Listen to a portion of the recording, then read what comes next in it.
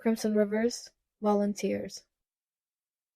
On Regulus's 26th birthday, James shows up at his door, not with a flower, but with a hat. A very, very old hat with a fluffy ball on top that used to have a working bell on it. Regulus hasn't seen it in literally 11 years, down to the exact day. It's cold outside. There's a blanket of snow on the ground, and James stands there with a hat he kept for 11 years, like all the years in between haven't changed a thing. But they have. Everything is different now. It's been hard for them since the announcement. For a solid week, James didn't leave his house, didn't leave his parents' side, and Monty has been a mess, according to Sirius, and Regulus was in basically the same predicament. Even if James had bothered to come, Regulus wouldn't have gotten out of the bed to let him inside. The only reason he got out of bed when he finally did was because Barty coaxed him out. Eventually, James did show back up with a flower, and Regulus didn't answer the door or let him in. He let the flower die on a stoop, but James just replaced that one too. Regulus was angry that he was still fucking trying. No matter how this goes, their chance, it's gone. Regulus made the mistake of thinking that they'd actually get to have it, what they wanted, only to have it ripped from him immediately after. He couldn't understand how James could bear it, could bear to still bring him flowers, to still hope when there's no fucking hope left for them. He was so angry. That passed too, slipped away into simple resignation and overwhelming regret, shifted and morphed into a sharp pulse of purpose in his chest, because before everything falls apart, he wants every flower he can get. Once he started taking them again, he opened his door to let James in, and they had a very, very difficult conversation. "You can't volunteer for me," Regulus had said. It was the first thing he said. It was what needed to be said, the very thing sitting between them, a topic they hadn't yet broached. It was a fight, sort of. James was mostly just begging, so close to some inner collapse, wanting to shut the conversation down and turn away from it, angry that Regulus would demand it from him, a promise, one he would honor, one he would look Regulus in the eye and mean. Regulus, stubborn as he is, wouldn't let it go, even when James cried, even when he reached for him and begged. He stood right there and broke James open to reach into the depths of him and carve out the promise he needed. He got it. And when James demanded the same from him, Regulus eased himself into James's arms, hid his face against James's shoulder, and returned it. He promised, too, his eyes shut and his heart breaking. It was the last time they spoke, the last time they had touched, because Regulus didn't open the door again to let him in until today. And now here they are, James standing on his doorstep with a hat, and Regulus standing across from him, wanting to let him in, wanting him so badly he can't breathe around it. I just thought you'd like this back now," James croaks, anxiously flexing his fingers around the hat in his hands.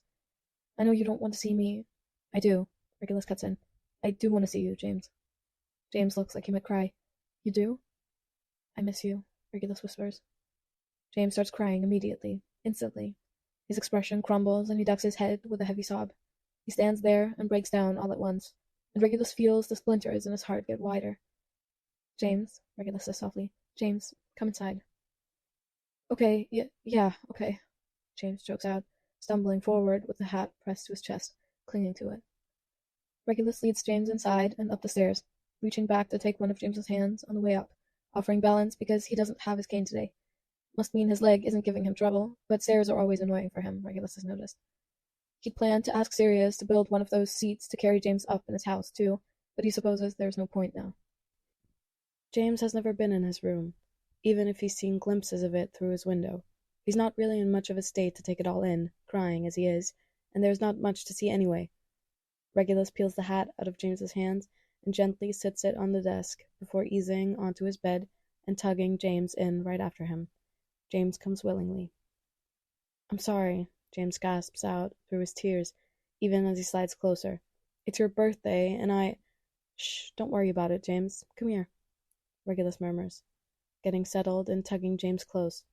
James curls up against his side and buries his face into Regulus's chest, crying and shaking. Regulus strokes his back and repeatedly passes his hand through James's hair. It takes a while for James to calm. He does, at some point, and then he's just quietly breathing. He turns his head to get more comfortable. Regulus straightens his glasses for him. "I don't know how I'm going to do this," James croaks. "How am I meant to do nothing if your name is called? And Sirius?" "You promised, James," Regulus cuts in sternly, reaching down to cup James's jaw and tilt his face up. "We all promised." James swallows thickly. "I know, and I won't volunteer, but no matter what happens, it's going to break my heart. I hope my name is called. I hope it's me." I don't, Regulus murmurs. I love you, James whispers. Maybe you hate to hear it, but I love you so much, Regulus. So fucking much. James, I just love you. I love you. All I can do is love you. Regulus surges forward to cut him off with his mouth. Because he can't help it. Because he wants to. Because why shouldn't he? Because what's the point of not doing it when there's no point in doing it in the first place? It's also pointless. Except, oh, the heat of James's mouth, and that gentle whimper, and how good it feels. It feels so good.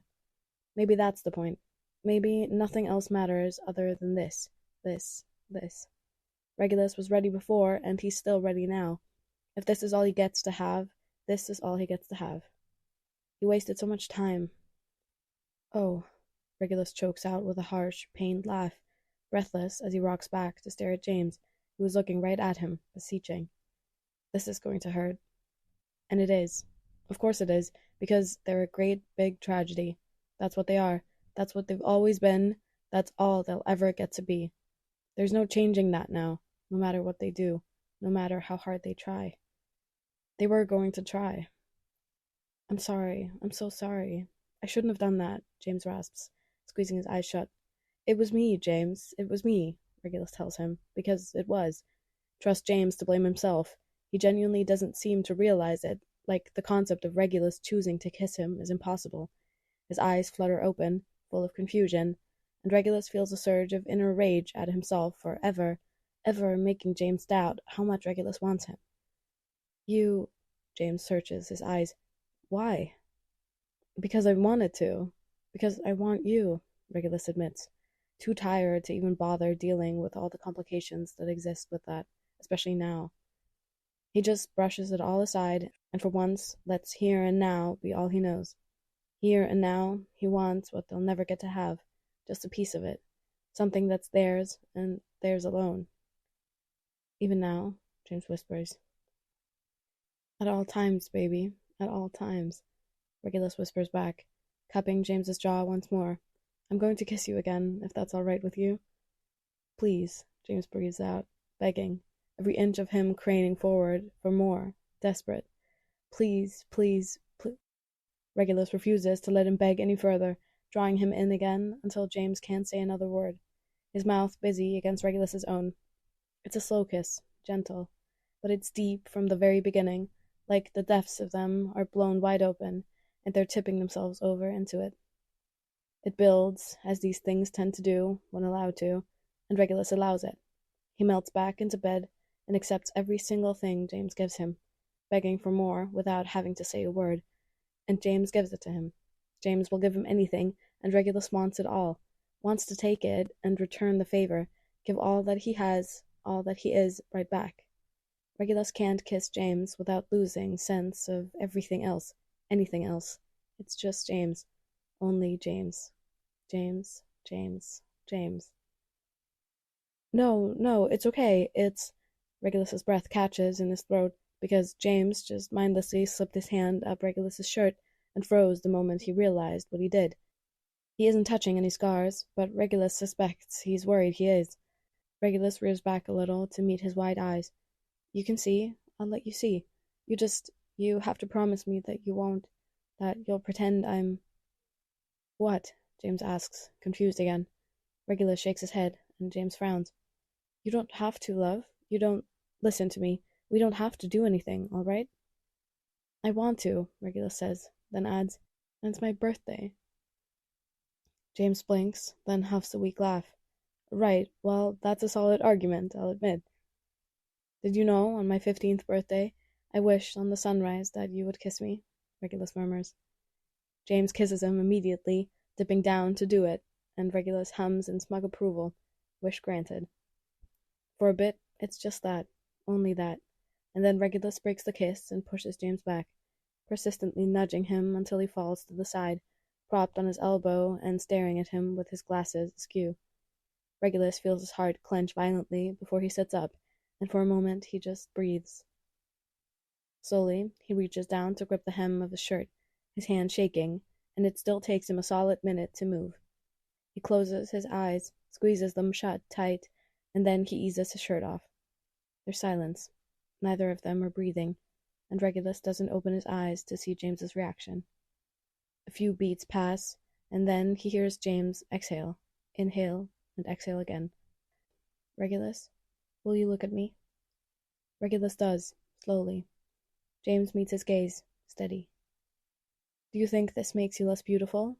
James asks softly. Because it doesn't. It doesn't, Regulus. And that's it. James Potter dismantles all of his fear in just 3 sentences and the truth in his eyes. Regulus doesn't mean to, but his shoulders heave, and he isn't crying, but he's dangerously close to doing just that.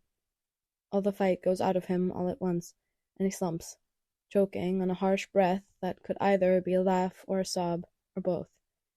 James scoots closer, carefully reaching out to grab Regulus's hand, and then he leans in and kisses the scars on the inside of his forearm.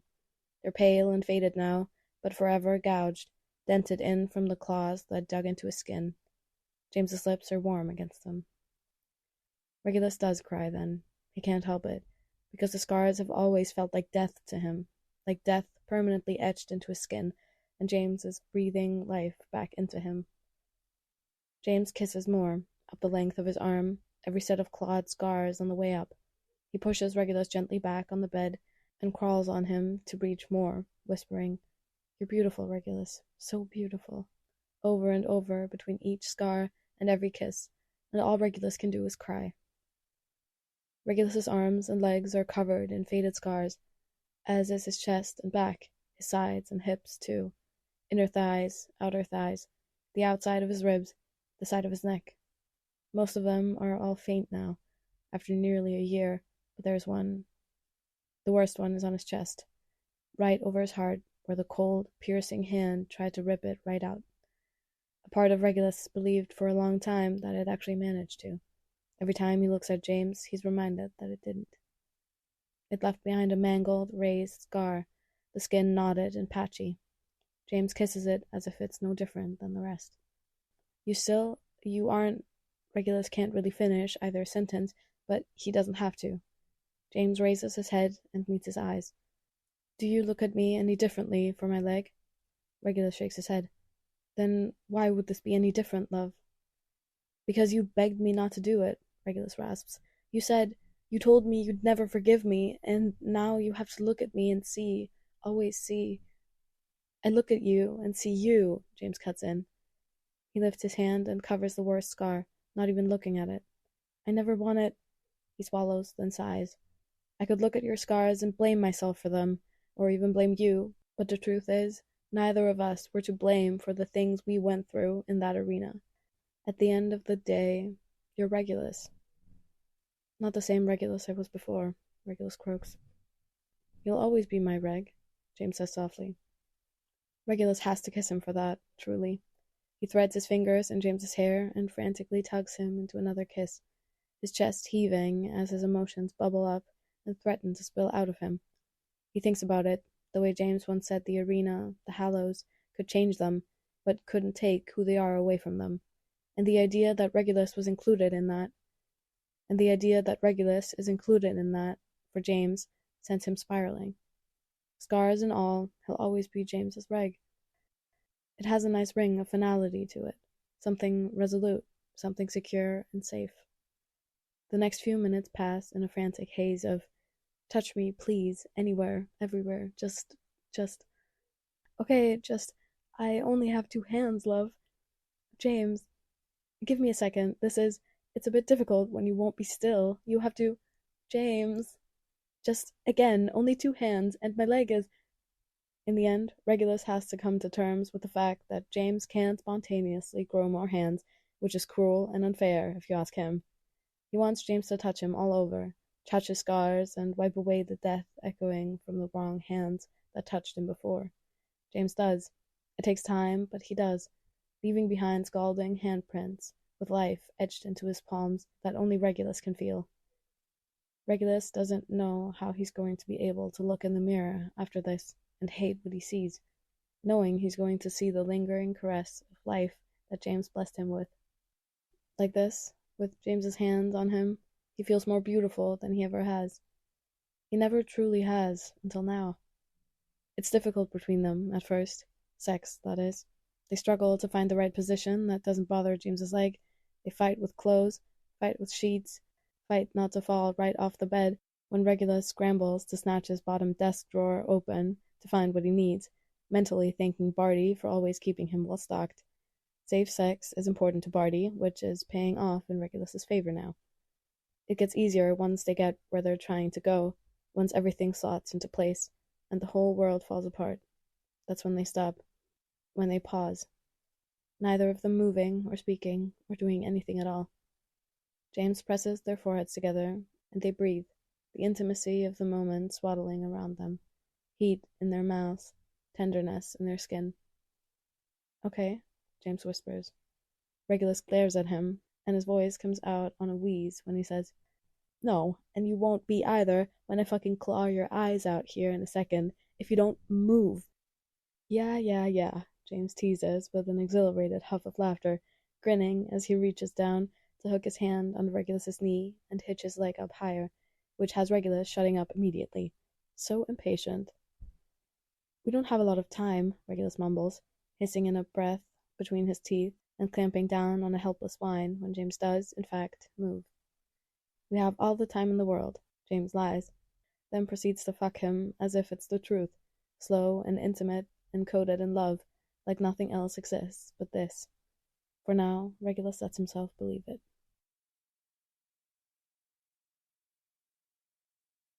When Pandora arrives, she takes one look at Sirius and promptly bursts into tears. Sirius sighs. I'm so sorry," Pandora chokes out, her eyes streaming, chest stuttering on harsh, hitched sobs. "Sirius—" "Stop, Pandora, stop it," Sirius says softly, moving forward to pull her into a hug. "It's not your fault. Don't do that." "I'm the Reaper," Pandora croaks, pulling back to stare at him with puffy eyes. "It's me. I call the names. I pick.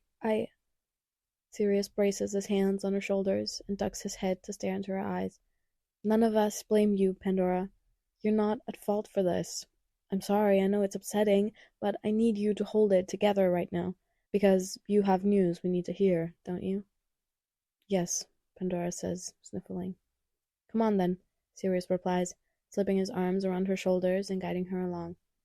They go to the mayor's office, where Effie was already waiting, but Sirius is surprised to find that James and Regulus have turned up as well.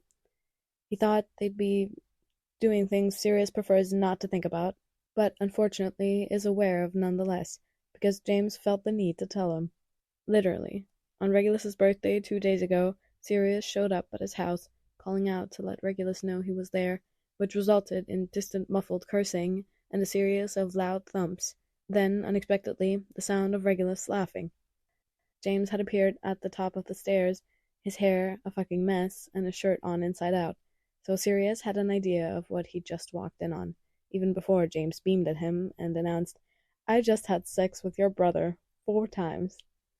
He sounded so proud, too. Regardless of circumstances, James and Regulus have capitalized on their new development with vigor, and James repeatedly updates him on this for some reason. He's pretty sure James just likes to make his face scrunch up the way it does automatically against his will. Sirius has retaliated by calling James brother fucker, except this never works because James just grins and says, "Yeah, yours," and dodges quickly when Sirius makes a lazy, half-hearted swipe for him. This morning, James had looked him dead in the eyes and said with no shame whatsoever, "I'm going to go spend all day having sex with your brother and pretending that everything isn't shit.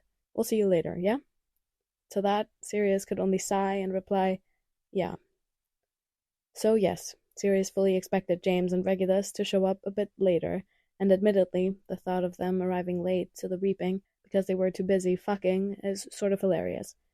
Sirius's low-level distaste is overshadowed by his pride in them for being whores. He wishes they weren't being whores for each other, but alas, at least they're happy. It's not a happiness that can last, not after today.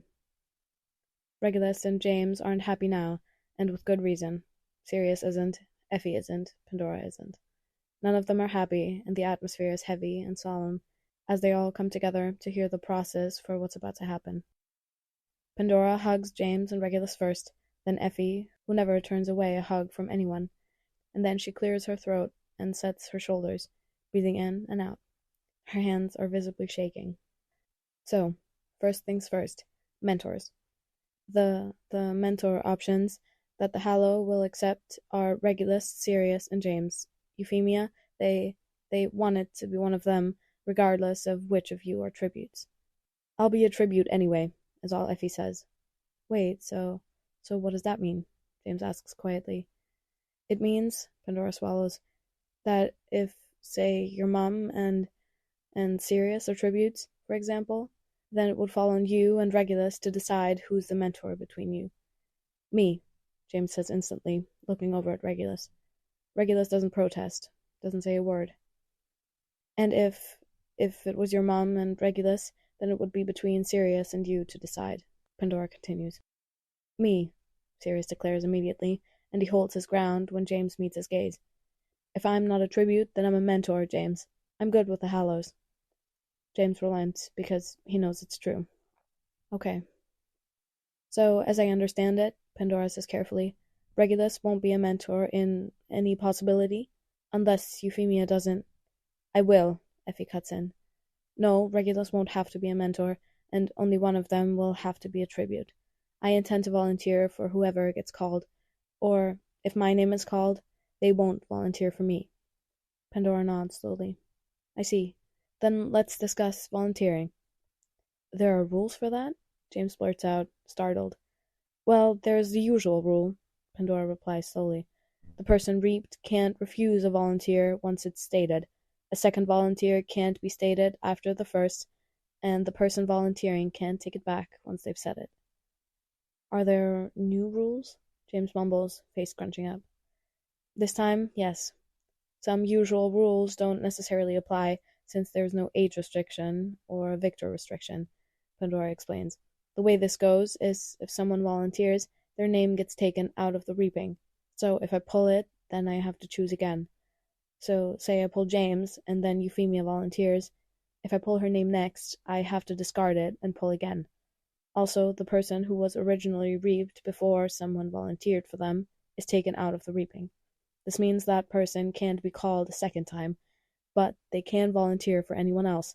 So, for example, if Euphemia volunteers for you, James, your name wouldn't be put back in to be called again, but you could still volunteer for Sirius or Regulus after that.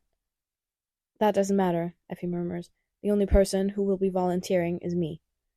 Pandora looks skeptical. It's true, James confirms wearily. Sirius, Regulus, and I won't be volunteering for each other. We agreed not to. Okay, Pandora whispers, blinking fast and hard. Her mouth twists. I wanted to say that if there was any way out of this, any way I could not choose, Oh, sweet girl, this isn't on you, Effie says softly, reaching out to take her hand. Pandora clings to it, her face twitching until it finally crumbles, and then she's crying again. We don't have much time, Pandora cries. I'm sorry, I'm so sorry, all of you.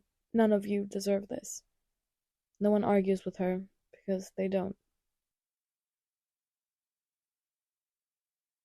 It's strange, going up to the stage from the beginning, Regulus thinks. The walk on the stage in the courtyard is like being marched to the gallows, willingly stepping up to the chopping block. Pandora, safe from this fate, is the only one shaking. Regulus isn't afraid, not this time. It's ironic, he thinks.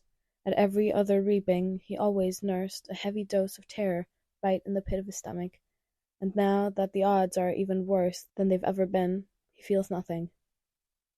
At the annual reaping, there's usually a palpable fear that pulses through the district gathering, but this year there's nothing but anger.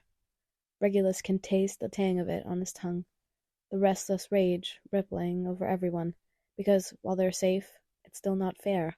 It's fucked up. It's wrong. Victors are supposed to be exempt from this. That's the one promise the Hallows have managed to keep until now. And it's a further sign of the inequality and overarching power held over them at all times. It doesn't help that a lot of people know Sirius and James and love Effie and have respect for Regulus from his games, if nothing else, because he stays to himself. District 6 has a good relationship with their mayor, possibly the oldest living mayor to this day, who has been mayor for decades now. He keeps a firm grip on the oars in his district and actually works to actively fight poverty with what little power he truly has. Mayor Aberforth might be the only thing standing between a riot breaking out today. Welcome, District 6, to the 85th annual reaping for this year's quarterly memorial, Pandora says, speaking into the microphone, her voice weak and shaky. Regulus swivels his head to look at those on the stage with him. Effie is standing tall, her shoulders back and her chin tilted up, eyes steely with determination.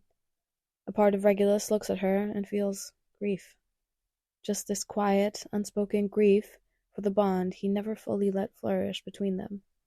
She would have been gentle with him, the same as she is with Sirius, if only he would have let her. He wishes he had. Beside her is James, who does look afraid.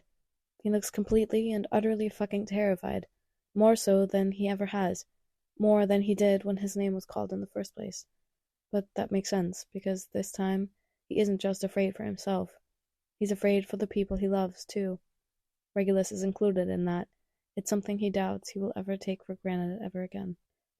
In between James and Regulus is Sirius. He's staring straight ahead, lips pressed into a thin line, eyes blazing. He's angry. He looks like he wants to break his way into the Hallow and set it ablaze, like he'd rejoice in slaughtering each and every person who had a hand in making this happen. It's a feeling that Regulus relates to. He feels the same. The rest of Pandora's speech and the annual message from the Hallow, the same one every year, passes too quickly, and Regulus feels his heart start to race as it comes to an end. All that's left is the names to be called. There are 4 folded pieces of paper in the bowl, and Regulus stares at them, unable to look away. 4 names. 4 people who are all, in some way, incredibly important to each other. 4 people who will, inevitably, be knocked down to at least 3 very soon. Pandora approaches the bowl like it's going to bite her. Regulus can see the tears in her eyes, and he watches her hesitate with her hand hovering over it, fingers trembling. A quiet whimper escapes her as she dips her hand in. Echoing across the silent courtyard, Regulus holds his breath. Slowly, like she's dreading every step, Pandora moves back to the microphone. She unfolds the slip of paper with shaking hands, a muffled sound escaping her as her shoulders wrench up on a building sob. There is a beat, and then the irony. Because, of course, not just once, not twice, but 3 fucking times. Like he's fucking destined for it. He'd laugh if he could breathe. Regulus Black. Sirius hears his little brother's name, and he's 16 again. He remembers that day, clearly, vividly. The day Regulus's name was called for the first time. He hadn't believed it at first, because he hadn't learned yet that the odds are never in your favor, no matter how much they might seem to be. Regulus's name, at that time, had been on 3 slips of paper, 3 out of hundreds. It shouldn't have been. Sirius couldn't even fathom how it was him, because you never believe it'll be you or someone you love until it is. That day, the very first time, Sirius had reeled for a moment. He had been frozen in place, ears ringing, unable to make sense of anything, a cold, desperate fear that surged through him. And it hadn't even been a choice, really, to rush out and take Regulus's place, to volunteer for him. It had been an instinct. That instinct still, despite everything, exists within him today. It's an instinct that strikes like a snake, quick and ruthless, fast-acting and poisonous, an invasion of the senses, everything in the world draining right out. He doesn't lose himself, he doesn't go away.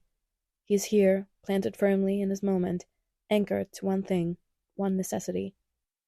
Sirius is entirely himself, entirely aware, when, before anyone else can catch their breath, he jerks in place, snaps into motion, just as desperate and frantic as the first time, this time, when he blurts out, "I volunteer."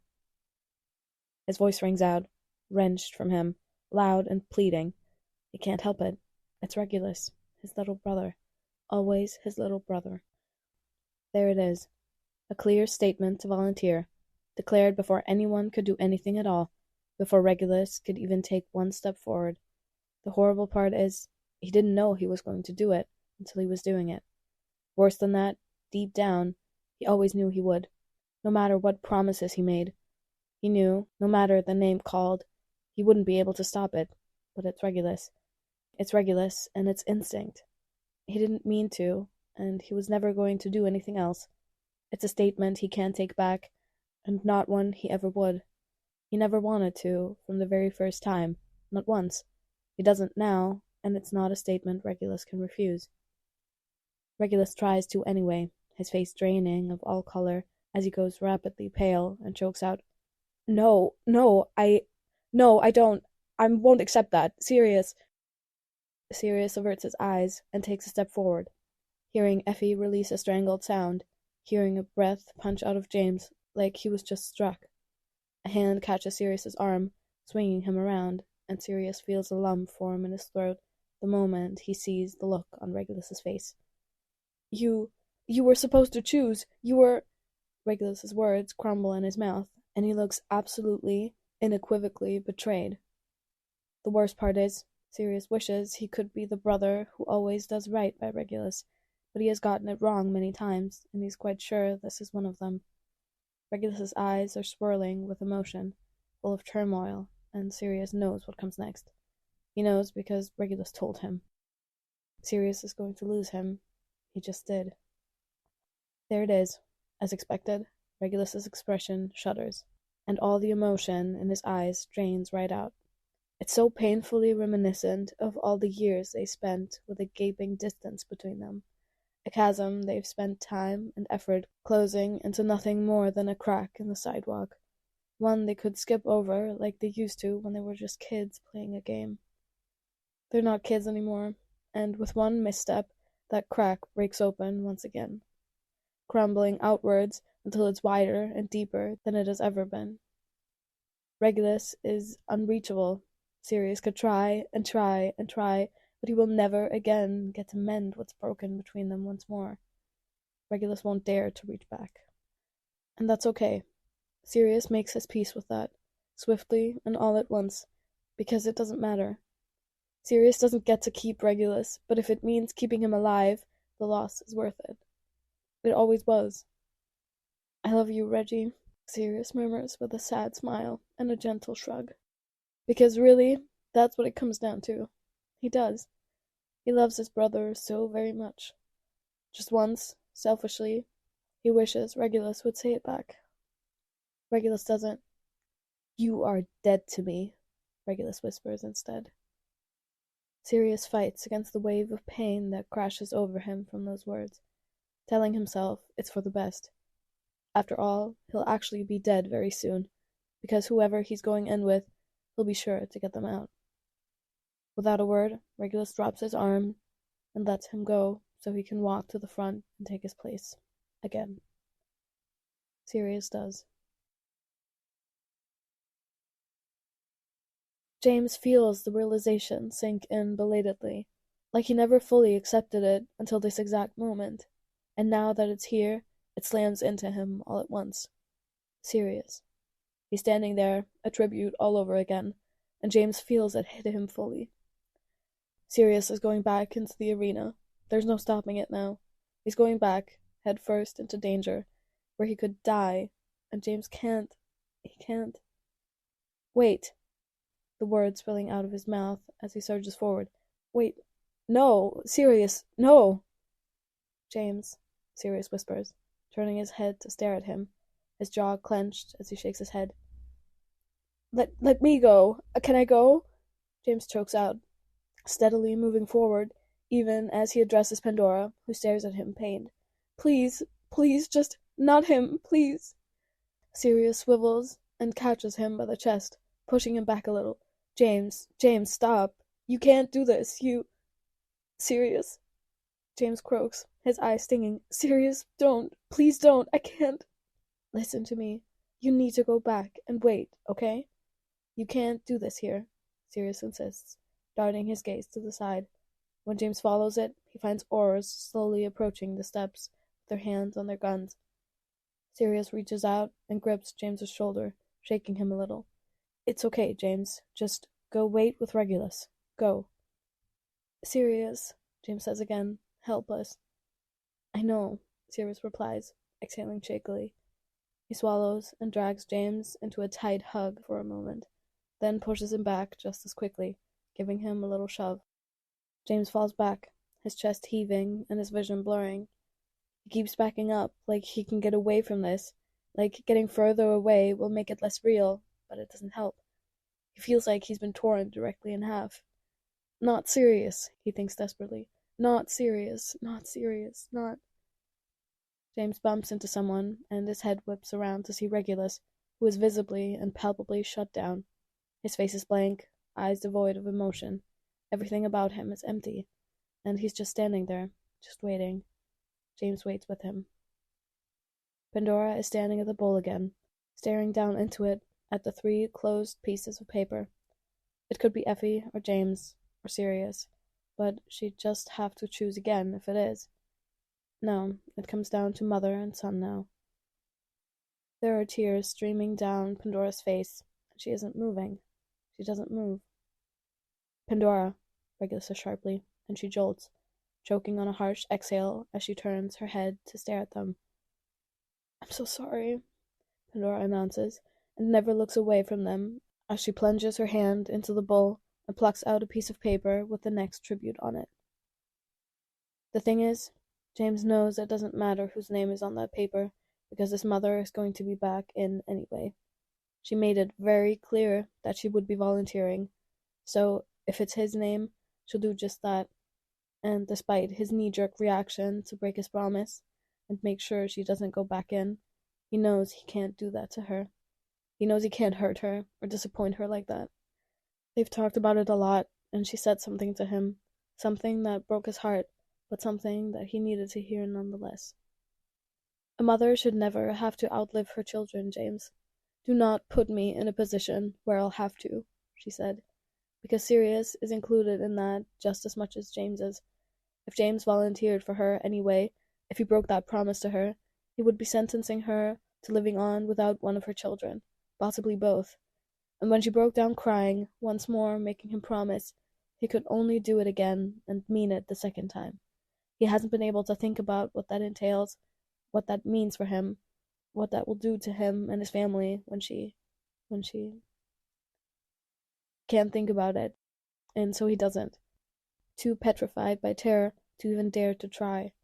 But he knows. He looks at those slips of paper and knows that it doesn't matter, because his mother is going to be with Sirius regardless, and she won't be coming back out.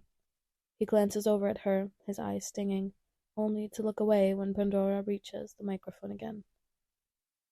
For District 6's second tribute, Pandora exhales shakily through her tears and fumbles with the paper to open it.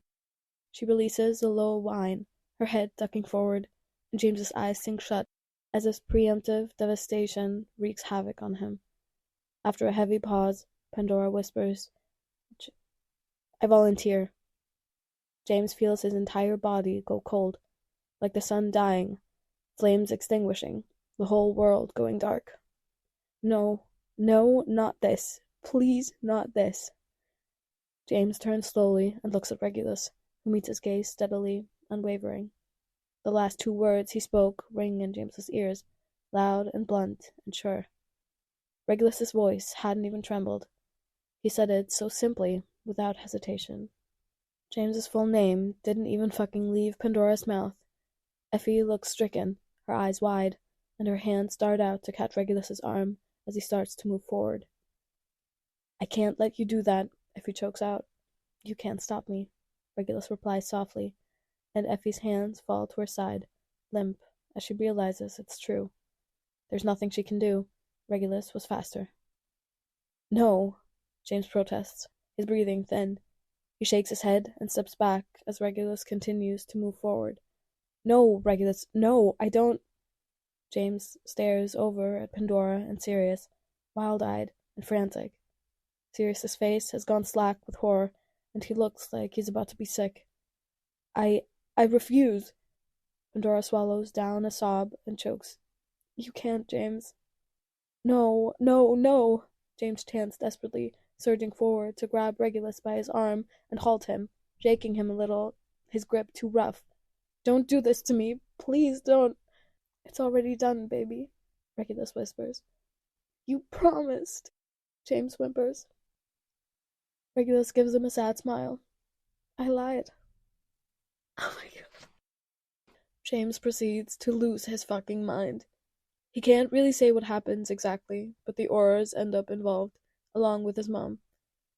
She's there, whispering harshly in his ear, trying to tug him away from Regulus, but James isn't budging.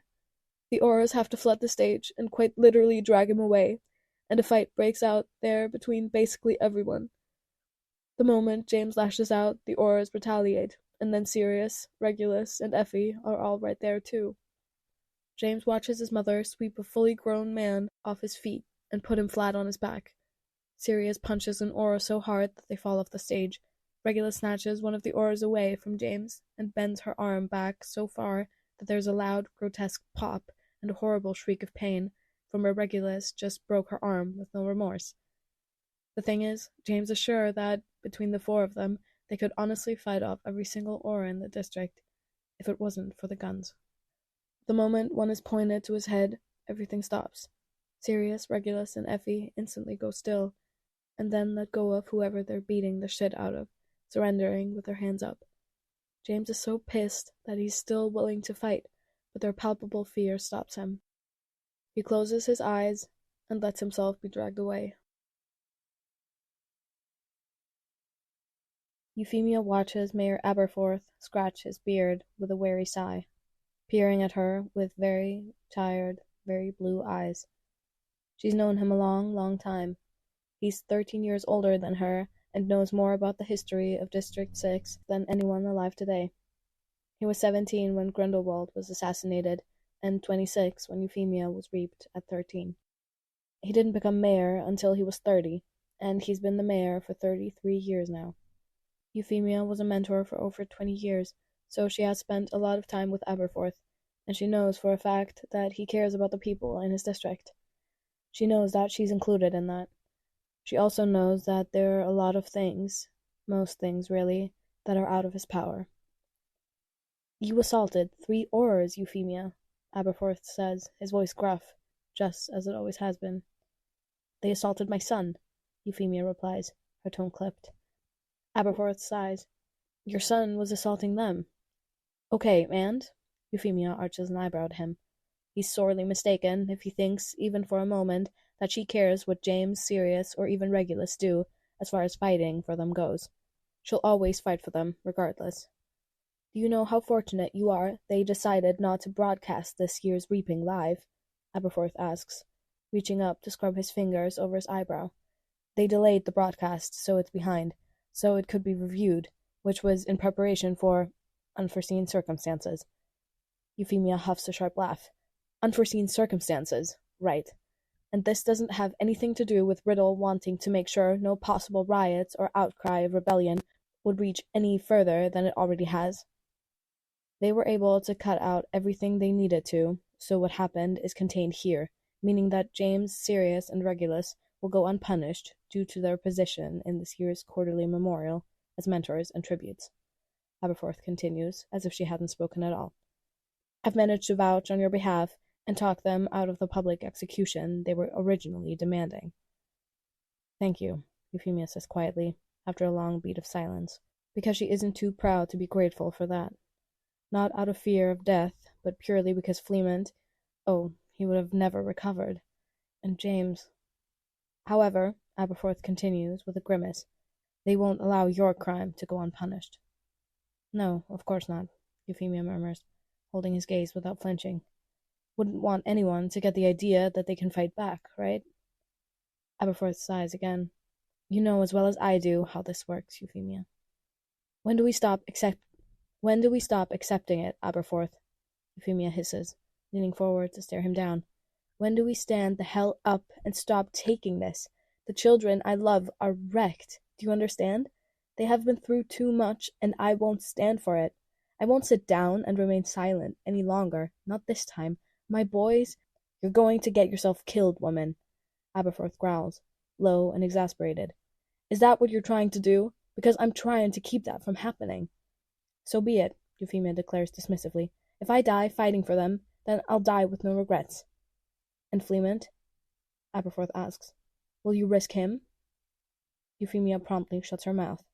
She falls silent and stares at him, unable to say another word. Fleement. The mere idea of Fleement being in danger, being hurt, makes her heart clench violently in pure terror. Just the same, Fleement is an adult who can make his own choices, and she has no right to make them for him, even out of love. That's something Sirius, James, and Regulus have yet to learn, and she wishes she could go back to tell them, to teach them, but it's too late now. Look where it has gotten them. What's my punishment? Euphemia says stiffly. They'll see you whipped in front of the entire district. Mandatory attendance to all, Aberforth mutters. He drops his gaze, his voice dropping along with it. 7 lashes for each aura assaulted. 21 altogether. Euphemia just hums and turns to leave. Very well. I'm assuming this will be taking place later, so if you'll excuse me, Mayor Aberforth, I'm going to say goodbye to my children. You're not allowed, Euphemia, Aberforth calls. They said, just try and stop me, Euphemia calls back, snatching the door open. Add it to my sentence. With that, she slams the door and continues on without looking back. No one comes after her, and no one stops her on the way, which is for the best. The first person she comes across is James, who surges towards her the moment he sees her. He nearly knocks her right off her feet with the force of his collision, clinging to her as he sucks in deep, gasping breaths. Her poor baby. He's been through too much. He's lost so very much. If she could keep him from all that he's endured, and all that he will endure, she would. She planned to, and Regulus, oh, that stupid, lovesick boy. He'd planned that. There's no way he didn't, with how quick he was. A silent, secretive plan that no one saw coming. It's going to ruin James, and Sirius will, she already knows. He's going to fight for his brother, of course he is. Euphemia wanted it to be her, so she could go in and make sure Sirius came home. Damn that boy. Damn them both and their selfish, reckless way to love. It's going to tear them all apart, and there's nothing she can do about it. Mom, James chokes out, reeling back to stare at her with wide eyes and lopsided glasses. He looks innocent and so very young, even now.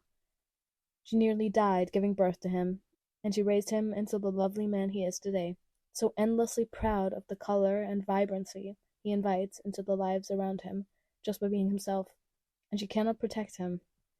James, Euphemia whispers, reaching up to cradle his cheek and study his features.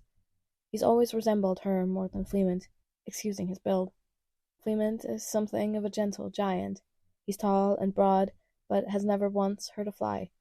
He's a bit sensitive, honestly. James gets that from him, too. What do I do, Mom? I don't know what to do, James says frantically, looking terrified. Euphemia swallows. What you do is go to the Hallow and listen to the advice Sirius gives you on being a mentor. You do your best, darling, for both of them. But only one... I know, James. I know that. It's not... You can't do anything about that. Sirius and Regulus will do whatever they decide to do, and all you can do is help them along the way. I know you're scared, but we don't have much time, and I need to speak with Sirius. James slowly pulls away, blinking hard. You just came from a meeting with the mayor, right?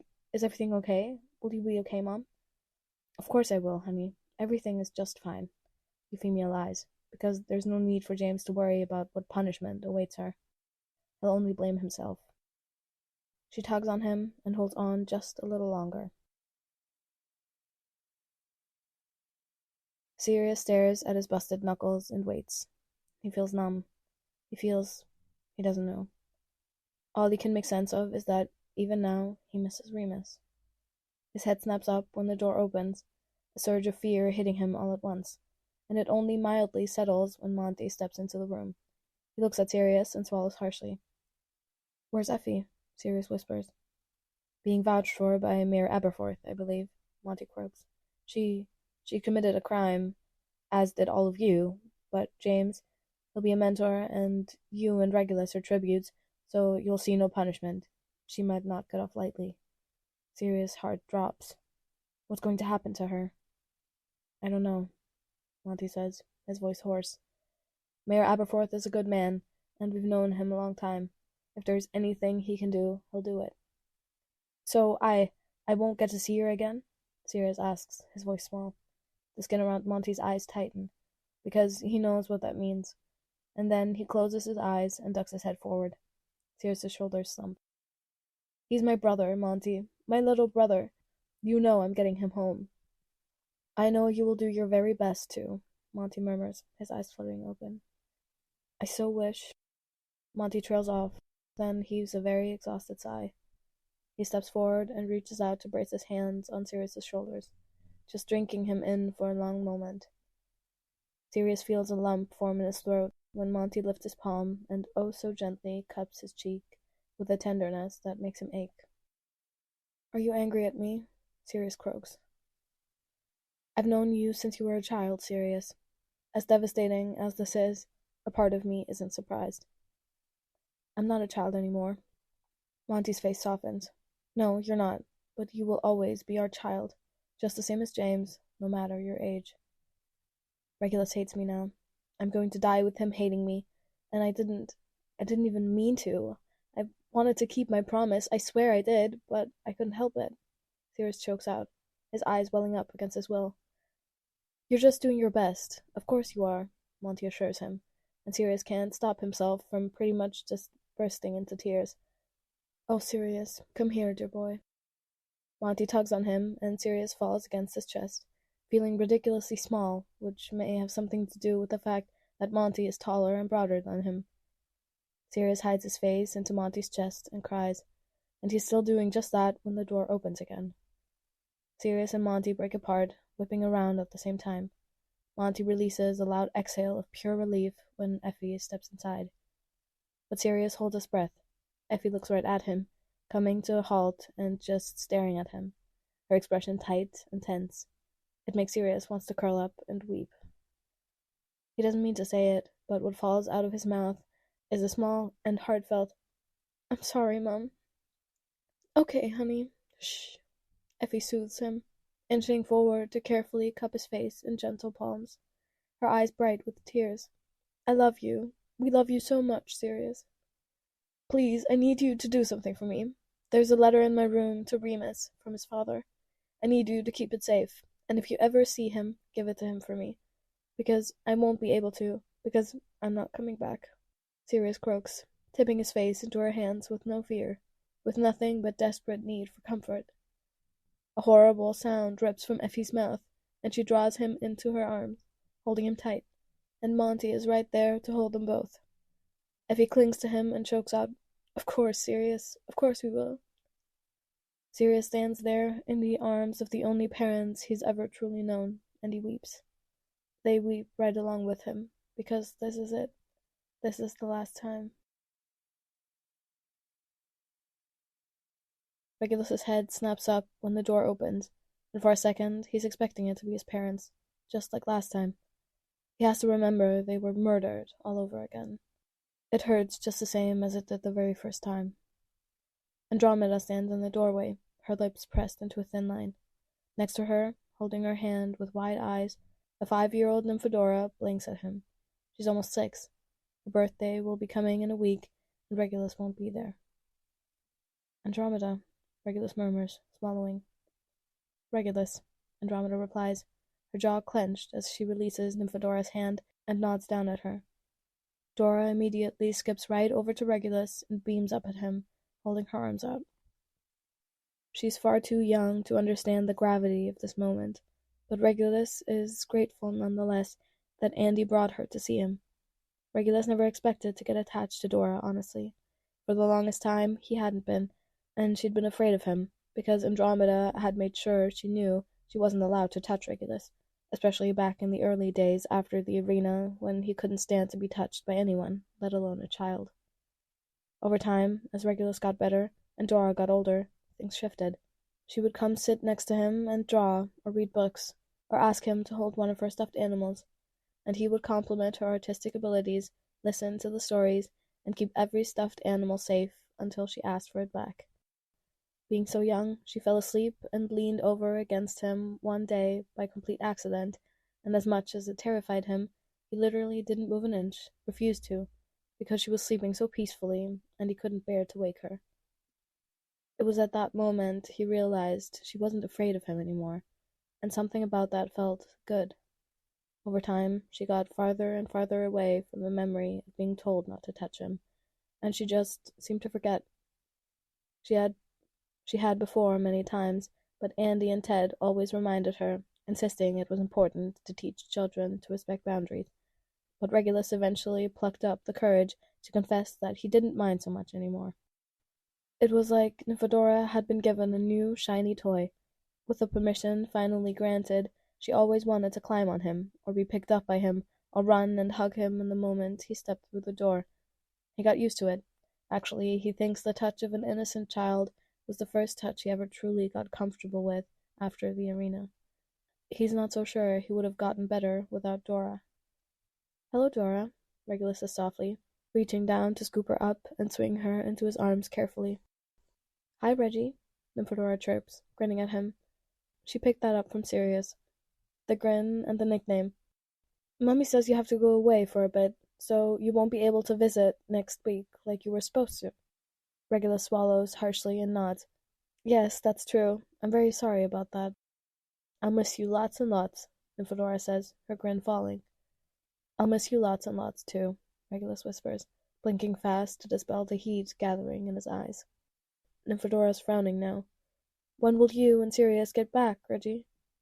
"I—" Regulus's voice catches, and he looks over at Andromeda, who is looking away, swiping at her face roughly. It startles him to see her cry. Andromeda is a very stoic woman, and always has been, never one to show too much emotion. Regulus didn't appreciate that enough as a child, didn't really understand it, but he does now. Regulus clears his throat and looks at Dora. "I don't know." "But you are, right?" Nymphadora whispers, her voice small. "You're coming back, aren't you?" "Don't worry about that now," Regulus says softly, reaching up to carefully brush his hand over her hair, offering her a tiny smile. You live your life, all right? Laugh every day, as loud as you want, and whenever you miss me, imagine that I'm laughing along with you." And there are the tears, because she may be too young to fully grasp what's happening, but children have a knack for picking up when something is wrong, when something is sad. Regulus was that way as a child, crying without always understanding why, just knowing that he felt it necessary to. "I don't want you to go," Nymphadora tells him, sniffling as the tears spill out of her eyes, big tears from big eyes that only a child can produce. She wraps her small arms around his neck and hugs him tight, crying quietly but wholeheartedly. "Andy, please," Regulus croaks, staring at her desperately through the blur of his own tears. Andromeda takes a steadying breath and moves forward to coax Nymphadora away from Regulus, with gentle, soothing murmurs. Nymphadora pitches one holy hell of a fit, shrieking at the top of her lungs and reaching for Regulus like she knows, somehow, that she may never get to see him again. Ted is waiting outside of the door, and he takes Dora away, doing his best to calm her down. Her cries eventually muffle, then drift off. Regulus tries to gather the shattered remains of his heart and comforts himself with the knowledge that she's so young now, she probably won't even remember this one day. "You're angry with Sirius," Andromeda says in the ringing silence. Regulus just nods his head. "You're aware, I'm sure, that this makes you a hypocrite, yes?" "I don't care," Regulus replies. "He promised." "From what I hear, so did you." "Well, he's supposed to be better than me, more honorable." "I understand why you think so," Andromeda murmurs, and when he glances at her, there's an old, echoed sort of pain in her eyes. "Bella, Sissa, and I were not so young when their names were called. Do you think that there was no part of me that wished to volunteer for both of them?" Regulus studies her eyes. "Why didn't you?" "Father thought it was a form of weakness. He made it very clear that volunteering would be pointless, because he would kill whoever we volunteered for," Andromeda murmurs. "Oh," Regulus says quietly, heart clenching when he realizes sickness made his daughters feel like they had better chances of surviving the arena than him.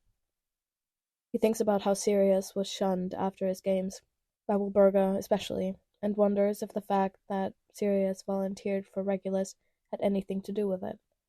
The games have been tearing our family apart long before us, hasn't it?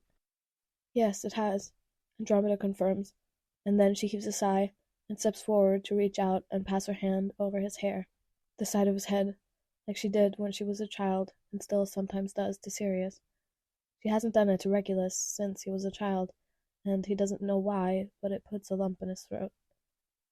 I have to go. Not much time, but Andy, Regulus whispers, shaking his head. He knows she's closer to Sirius, always has been closer to Sirius, but that doesn't mean this hurts any less.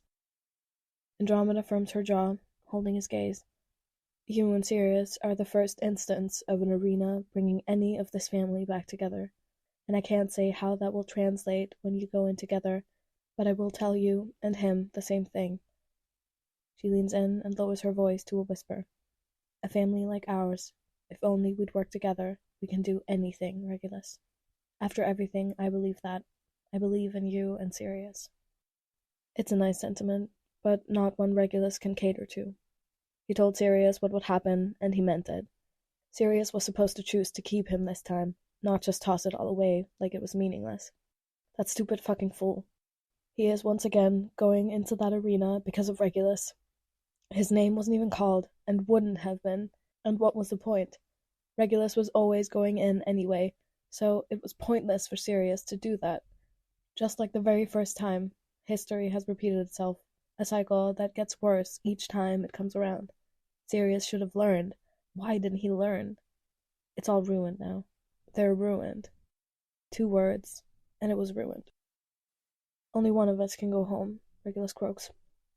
I know, Andromeda agrees, pulling back to lock eyes with him, her gaze fierce.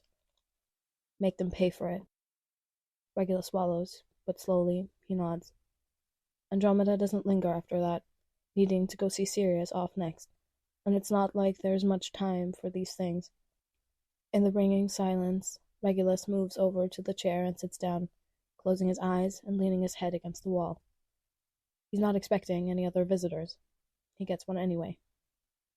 Don't, James says coldly, the moment he opens the door, and Regulus automatically starts to stand up. Don't get up. This isn't going to take long. James, Regulus rasps, feeling like his hammering heart is being pinned to a board like a butterfly that doesn't know it's fucking dead yet. Oh, James he looks so... And the thing is, Regulus knew James would be upset if Regulus volunteered for him. A horrible, selfish part of Regulus had hoped that it would have gone differently, so James would have never found out that his promise was a lie. If not for Sirius, this would have never happened. If Sirius hadn't fucking volunteered, then James wouldn't be looking at him the way he is now. They're ruined, too. He knew that James wouldn't like it, once he found out, but this is something else. He doesn't think he's ever seen James look so angry, so detached with blank fury the way he does right now. Regulus has spent the last 2 days touching James as much as he could, knowing in one way or another he would be losing James after the reaping. But he still can't stop himself from standing up anyway, prepared to come closer, wanting to apologize even if he's not sorry. Sit down, James orders, and Regulus feels a bolt of heat ricochet between the rungs of his ribs, and he finds his legs giving out and himself parked in the chair immediately, buzzing all over like he's just stuck a fork in a light socket. Regulus wisely sits there and doesn't try to interrupt. Not that James really gives him much of a choice. He starts speaking, his voice firm and sharp, and his tone is doing wonderful things to Regulus's head, while his words do not wonderful things to Regulus's heart. You lied to me. You broke your promise, and you intended to do it the entire time, didn't you? James remands. James, how long? Regulus swallows thickly. How long? James snaps, when he doesn't answer.